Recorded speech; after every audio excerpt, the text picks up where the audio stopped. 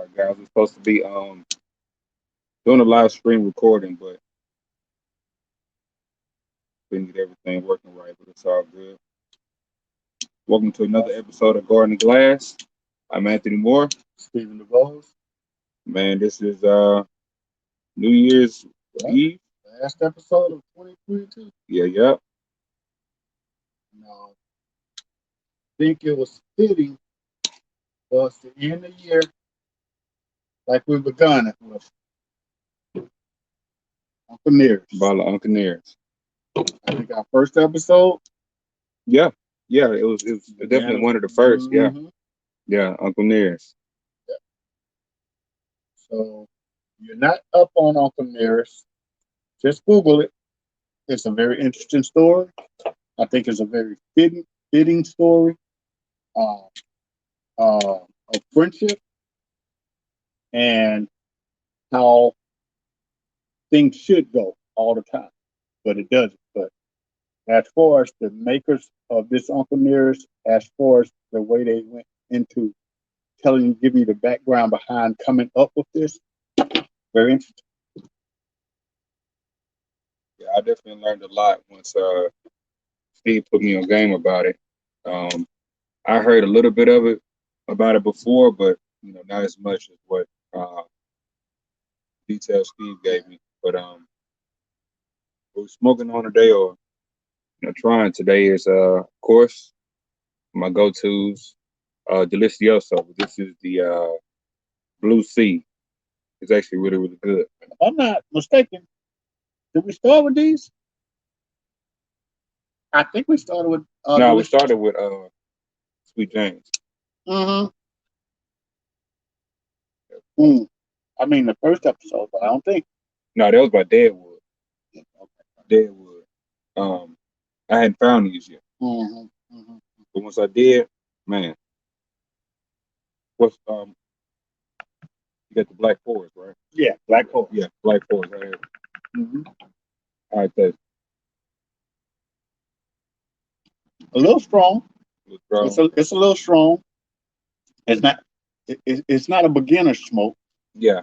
But if you like a strong, you like a strong Maduro. Yeah, with a strong alcohol, this is your go-to. Yeah.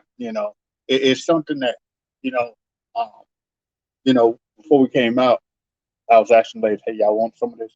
And I was like, "You're right. This ain't no beginner's drink." It's your night. And I should say the same about this cigar. This not a beginner's cigar, but it's one of those that it ain't overpowering. It's just strong, Now, I can say for this Blue Sea, very smooth, very smooth, man. Like this could be a beginner cigar, along with the Sweet James, by Deadwood. But just real quick, we just kind of want to go through some stuff, man. What was your take on the whole year, man? Like episode wise, man. This is our first year trying to get everything in order. So, man, we appreciate y'all bearing with us through all the technical stuff, man. We'll smooth it out. What you think? Well, honestly, in terms of, I've seen other people start things, and before a year they fizzled out. Right. So, and honestly, as far as the year goes, didn't do too bad. I think what we ended up doing was trying to overachieve more than just, hey, just keep it going, get your feel for things. Because you and I both have learned that, hey, you know what? When we started this, we were doing this, we were doing that, we were doing this. But now that you know kind of what you're doing, I shouldn't have done that. Yeah. It's just like anything else. Okay. Yeah. Anything else, you learn as you go. Yeah. And if you persevere and you keep with it, it'll get better. What was your favorite episode? You can think back. Let me think. But let me say, I think the first episode, man, visually, if I could have got your reaction when we talked about that, it was a woman who had did something, and you would spit the ashes all in your mouth. Oh, you're talking about that, man. Woman that had two vaginas. Oh yeah. The woman that had two vaginas. So from the first episode, you should have known that hey, this is a different type of podcast. They're gonna be talking about some of everything. And I like to find stories that people ain't never really heard of, or something that's a little, out of the norm. You know what I'm saying? We've all heard the celebrity news and politics and stuff like that. We'll bring you that from time to time, but we want to touch on stuff that we like to talk about. So I'm really looking forward to some different stories coming up, man. What's something more that you would like to talk about? Because I know I find some crazy stories, but what's some topics that you think that you would like to incorporate in the show? Well, we talked about last time we were together. I was like, listen, I would like to talk more about survival. And I know I say, say black this and black that, but I'm just saying survival in general. Yeah. Because honestly, like I said, the last episode, we were talking about the guy that was in Buffalo. Yeah. And rescued these people. And he had no training, no skill. But the reason he ended up doing it, because they kept calling 911, they said they ain't coming. And my biggest thing is, just as Americans, 911, the police, the EMTs, all these people, are just regular folks with a uniform on that says police, EMT, whatever. At the end of the day, when they go home and take that off, it ain't no different from me coming home and taking off my shirt and tie. Right. It's just a job to them. Whatever they can do to keep that check coming. And do not ask them. Don't even think about asking them to do above and beyond. Now, you have some heroes. I mean, hell, I'm an accountant. I know a dude that if he's a penny off, he'll stay overnight to find that penny. Now, me, I know I got a range of $100. Hey, man, if you off by $100, it's still good. Mm-hmm. Once I get in the range of $100, I'm calling it a day. But I know this guy, if he's off a penny, he'll stay there, he'll reconcile, he'll get it down to the last penny. Yeah, but he'll be the first one to go. Absolutely. He'll be the first one to go. Absolutely. Mm-hmm. Yeah. Mm-hmm. Mm-hmm. Because he's working himself to death. Yeah. Unnecessarily. Yeah. And that's the same thing police and all. Police do enough to get that check. They are not going to jump into no raging river. And I think people think police still do. I'm like, listen, police have never done that.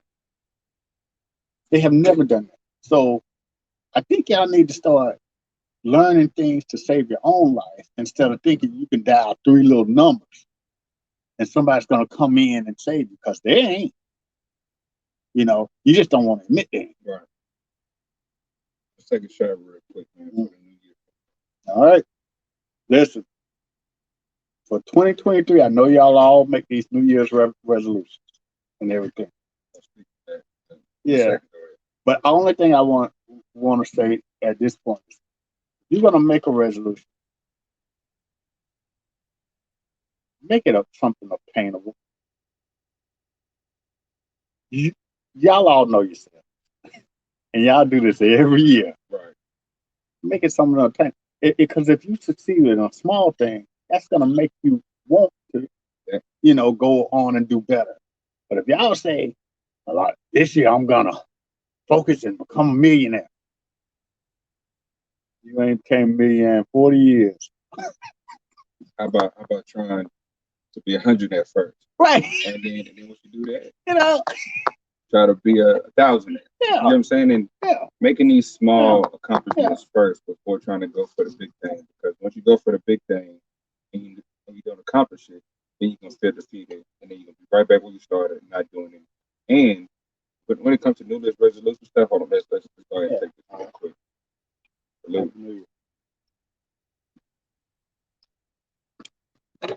When it comes to making New Year's resolution, you should have already been thinking about this way before December, and you should have started to implement those things before December, so you can go through the whole month of December and create a habit.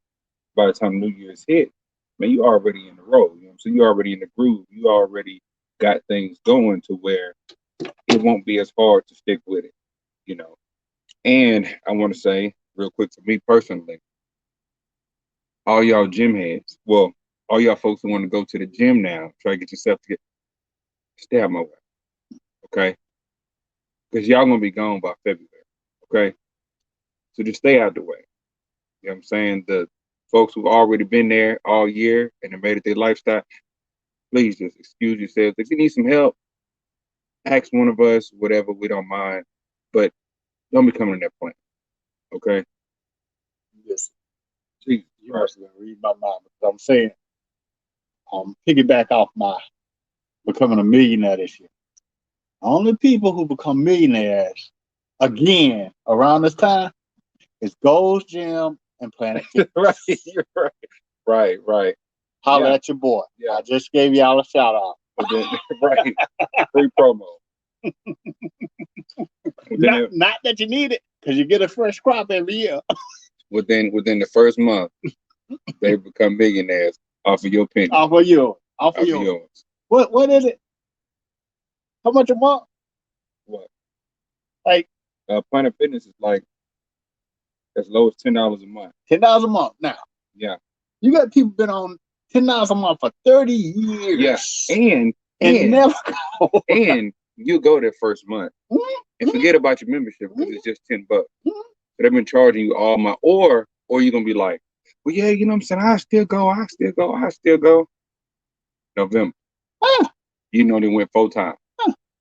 And what y'all don't seem to understand is every time you finally do go, some folks see the last time you came and be back there laughing at you. Also, if you want to become a millionaire, and not saying that you can't, but surround yourself with people who have the same ambition and goals just like you. It's even harder to do it with in that environment to where people don't want to do anything.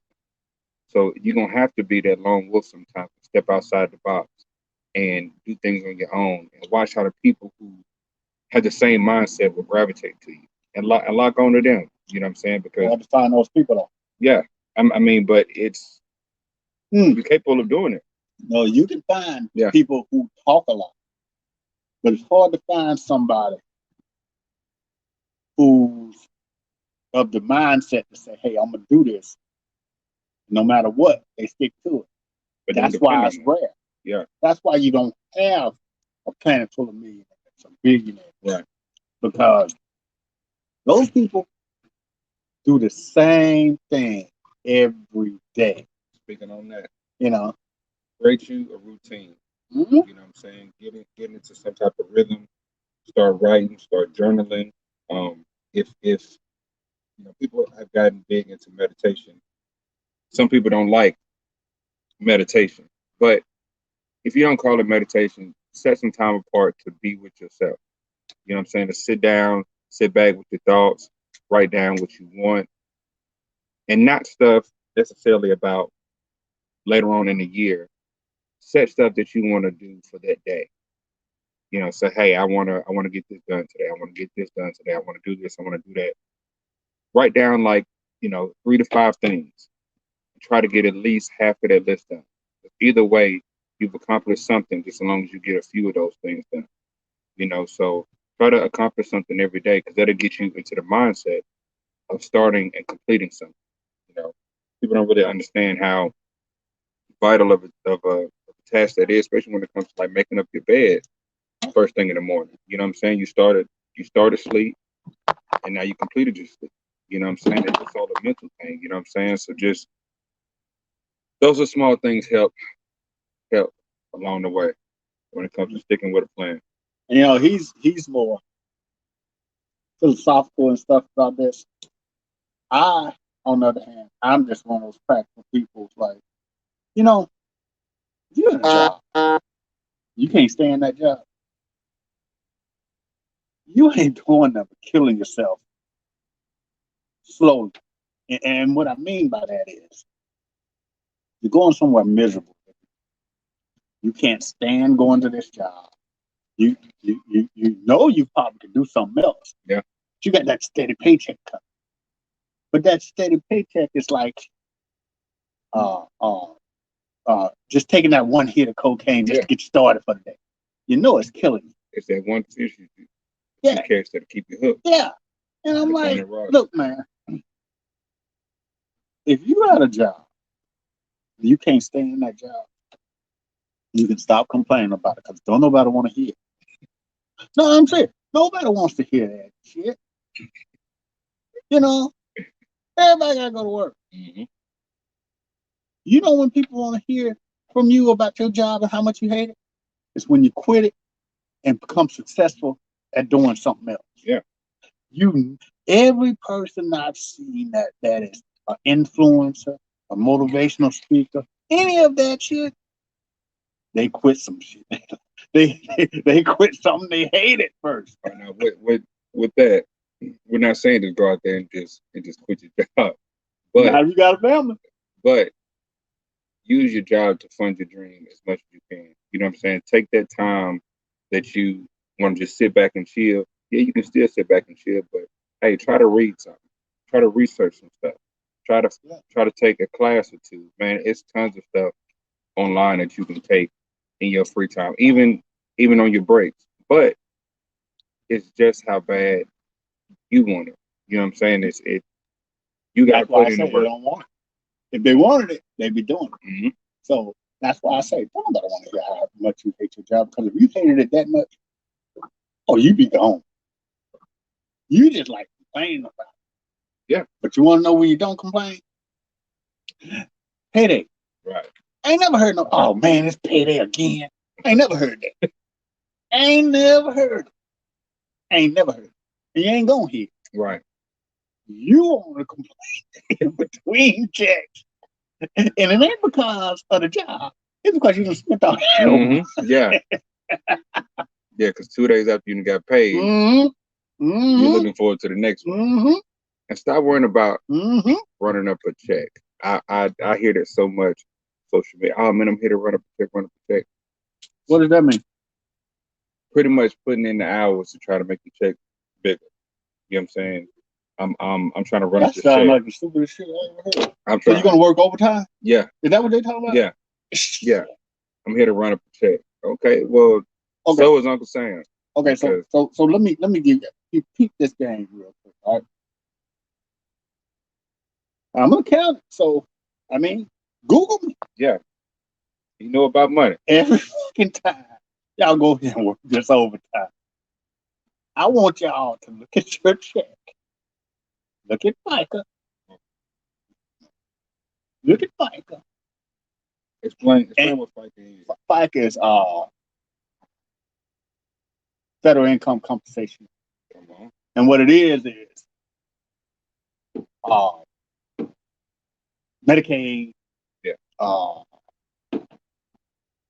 Damn man, I'm so much don't want to talk about work that I'm forgetting what. But basically, what it is Medicaid, Medicare, Medicaid, all your tax stuff. Yeah.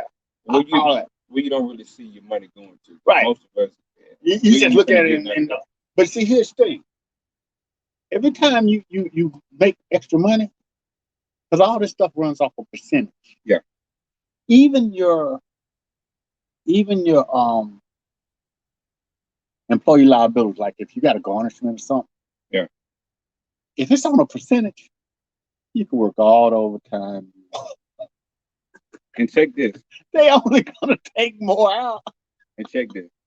Even if you do work the overtime, cool. Take that extra money. Actually, it ain't gonna be no extra money. You know what? Steve the one told me. He said every time he got a raise, he still lived I never got a raise. Yeah. He still lived like he never got a raise because he take that extra money and save it or invest it or put it into something to where he knows that no matter what, I can live off of what I came with. Like you know, what you started with pretty much. Yeah. That's how you know if you live like you've been to my house. Yeah, I've been here a year. So I've been here like 12 months. Yeah. I mean, almost 14 months. Yeah. You walked in my house now. Now, between the time when you first walked in my house and you walked in, how many times you seen furniture? only a few, and it was spaced. You It, just it saw was living room it was furniture when piece you walked piece in after here. piece. Yeah, yeah, yeah, yeah. You didn't get the house and then want to try to flood it with all this new stuff, this and that. You know what I'm saying? Wow, So, I got a house. right. That nigga been living in a nice ass apartment. I could be living on the floor, but I still it's my floor. It's mine. It's my mine. floor. And that's what I say. Don't, you know, this house, I'm like, look, man, people, oh, that's a nice house. Yeah, but you know how long I've been living eating Roman noodles Right. for this damn house? And it's not like you had to eat ramen. It's like, look, man, I ain't never got a raise. Though. Yeah. Don't ever, don't. It, I just can't stress that enough. I'm like, you were living off what you had before. Yeah. Comfortably, probably, because you got used to doing it. Yep, continue to do so. But the moment you get a raise, oh man, I've been looking at that Lexus. I looked at it too. And see, what we tend to do, because I'm guilty of it too, is like, you know what I'm saying, once you get a raise, now you're looking at the stuff that you can afford. And before you know it, it's just like you ain't never got a raise. Because now you're like, man, I need more money. It ain't the fact that you need more money. You need to be more disciplined with the money that you have. And I'm speaking to y'all, but I'm also speaking to myself as well, because I have a problem with money too a lot of times. So Steve get on to me all the time. Why you buy that shit? You know you don't buy that shit. Let me see what you got. Oh shit! I ain't seen the name flag yet. But see, it's because he's promoting his own stuff. But this dude's so loyal. It's my Malcolm X.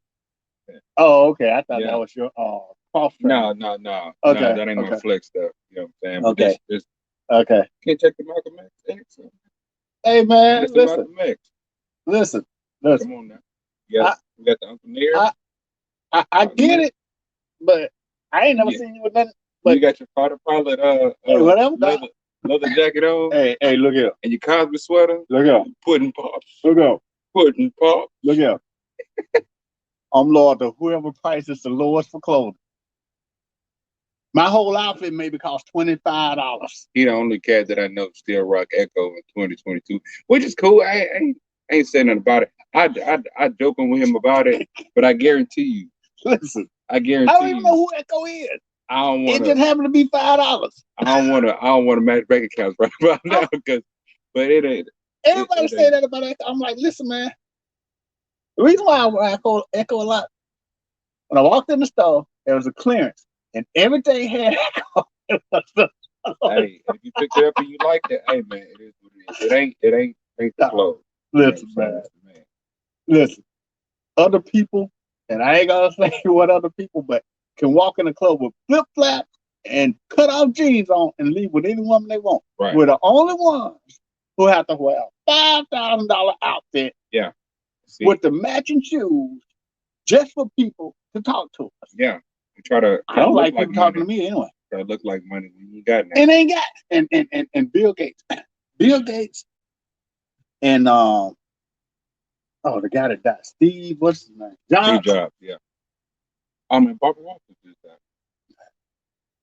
This is 2020. He should have died then. People been dropping like that. Somebody used to die today. It ain't that people dropping like flies. We didn't know about it. They just live longer than they were supposed to. What you mean live longer than they supposed to? And trust me, people, I'm not being That's funny. how long they supposed to live. I'm not being funny about this or whatever. But when Bill Russell died, I'm like, wasn't he dead like 20 years ago? I'm serious. I'm like, wait, that dude was still living? He lived so long I forgot about it. That's living too long. You must not watch sports. Dog, I watch sports all the time. But I'm like, hey man, because people always talk about Bill Russell. I'm like, yeah, but that man dead. Why y'all keep talking about it?